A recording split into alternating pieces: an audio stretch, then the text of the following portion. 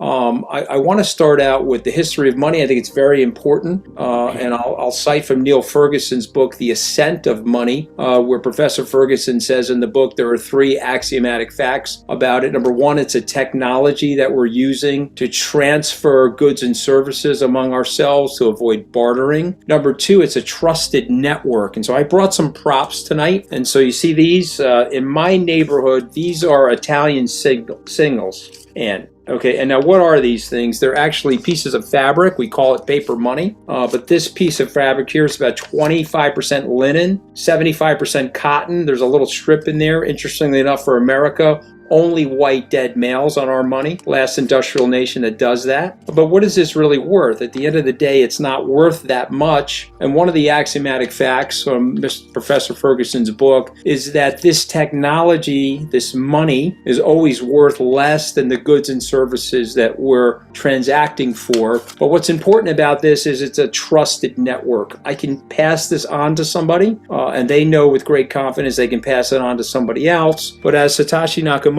said, or the group of people known as Satoshi Nakamoto, the inventor of Bitcoin, and the group or the gentleman or the woman that wrote this white paper, they basically explained that this money throughout history has been corrupted. And this money throughout history, particularly in the modern era, we've had two big episodic events, 2008 into 9, and now the COVID-19 situation where we're manufacturing this money and it's causing some level of instability in our society. In the United States, $469 billion was printed in the first 5 months of the year. As you know from some of our past conversations, I grew up in a blue-collar family. My dad was a laborer. He was an hourly worker. I priced his earnings in 2016 while I was on the presidential campaign, and I pointed out to the candidate, my dad's 1976 earnings priced in 2016, they were down in real terms 26.5%. If you're listening in and you have dollar-denominated assets, well, you've been taxed by the central bank because of inflation. The $10,000 that you had in your bank account last year has the purchasing power equivalent of $9,200. And so in comes Satoshi Nakamoto with this idea. And the central thesis of this idea and the eureka moment for me was the notion that the blockchain could create a permissionless transaction between two parties that may not know each other, don't necessarily have to trust each other, but over the blockchain, they can make this transaction by creating a decentralized effect, taking out third parties. And this is something that I think is a eureka moment. And if you go back and study gold and you understand why this precious metal has value, about 5 or 6% of the cost of gold would be for the manufacturing effect that gold has on our society. The rest of it is the perception of that store of value. And I think this cryptocurrency revolution, and Bitcoin specifically, because of its scarcity, is going to transcend gold. It's more portable. It's impregnable in terms of the transaction over the blockchain and that network, and it's being adopted quite rapidly, a result of which the prices are going to go a lot higher. When you say this is, in a sense, a bit of a breakthrough moment, one thing I would like to know from you is, what is the problem to which cryptocurrency is the answer? We'll come on to whether it's a bubble in a minute and whether you owe each other a tulip or not. But is there something that is really going on here, or is it just kind of a nice idea because we've got the technology, so we might as well? Well, listen, there's a lot going on. I mean, I just 30 seconds of addressing Peter. I think it's important. If you accept that we've moved into a digital society, and if you accept that we're adopting things on the internet, and so therefore there is value on the internet. An example, Facebook.com, that URL has value. Amazon.com has value. And so then the question is, does the Bitcoin network itself have value? And I believe it does. It's at 125 million users right now. I think it's going to 1 billion users. I think Cathie Wood is going to be correct. 1 billion users by the end of 2025. And so we would go to Professor Robert Metcalfe at MIT and we would say, Dr. Metcalfe, does a network in itself have value? And I think the answer to that is yes. To answer your question specifically, we have a tendency to corrupt our money. We've been doing that forever. This is the 50th anniversary since the abrogation of the Bretton Woods Treaty by Richard Nixon on August 15th, 1971. And to Peter, I'll make a point on Peter's behalf. We were measuring these currencies in gold 50 years ago, $35 an ounce for gold in 1971. It's roughly $1,700 or so dollars an ounce today. We've corrupted our money. There's some best-selling books behind Peter about the Great Crash and the overall corruption of money. And I've read those books that Peter has written. I would encourage everybody to read them because he's explaining that when you start to corrupt the money, every single person on this call tonight has been gypped some way or taxed some way by a central banker as a result of that money proliferation. And so what the Bitcoin is solving for is we can make this widespread. We can have a network of billions of users.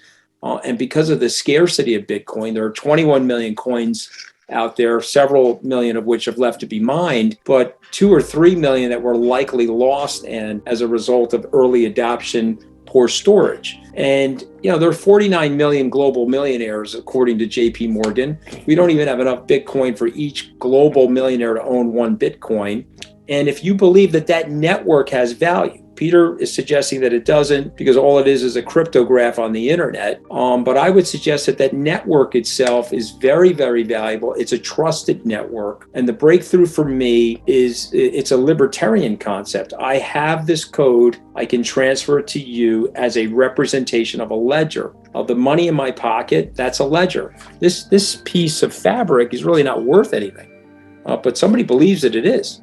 And we have to stop that because this is being printed now in a massively corruptive way around this. It's like 31% increase in M2 since April of 2020. First of all, the point that we're addressing here about the problem, I agree. Yes, paper money, fiat money is a huge problem, and intrinsically it has no value. The value of that piece of paper that Anthony is holding on to comes predominantly from faith. When we had real money, you didn't have to have faith because you had gold. You had a real commodity and everybody knew its value because everybody knew what you can do with gold. But fiat currency, people just believe it has value, but it also gets value from the fact that governments declare it as legal tender and governments require the payment of taxes in that currency.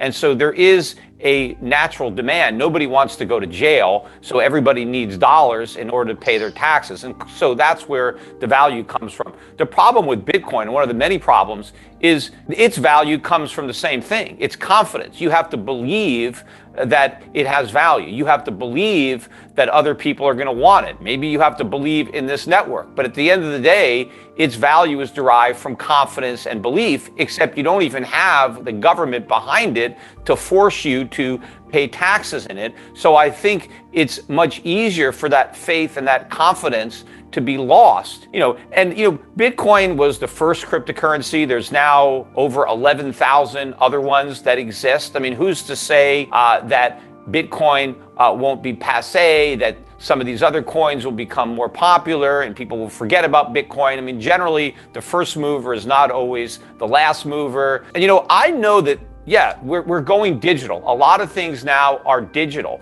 but that doesn't mean that everything is digital. I don't live in a digital house. I don't eat digital food. I don't drive a digital car, and I'm not going to have digital money because money is a commodity. It is a real thing. It cannot just be replicated digitally. If you want to have a store of value, if you want real money, then you need something like gold. And what I would say to Peter about gold, I respect gold and I understand gold's cultural and historical tenets, but software is eating the world. Every book behind me right now, I can digest that book into this smartphone. And then I have room for my photos and everything else. And I think what Mr. Nakamoto or Mrs. Nakamoto, the group known as Nakamoto, suggested is if we've got money, and this is where Peter and I would intellectually disagree, gold is just another representation of value. It is a ledger. The human beings for 5,500 years are trying to come up with a ledger between each other so that they can exchange goods and services without bartering. Gold is just another representation of that. So all Nakamoto is saying is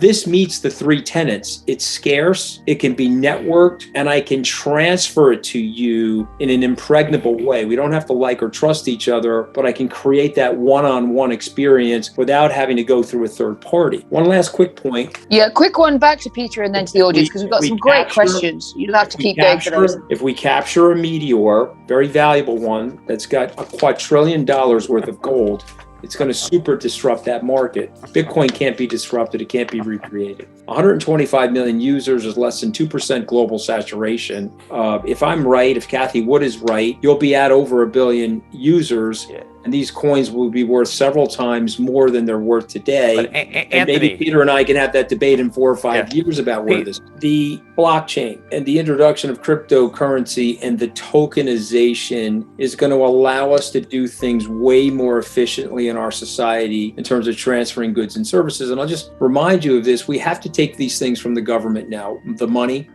Our identities are actually granted to us from the government, where we get a passport or a driver's license.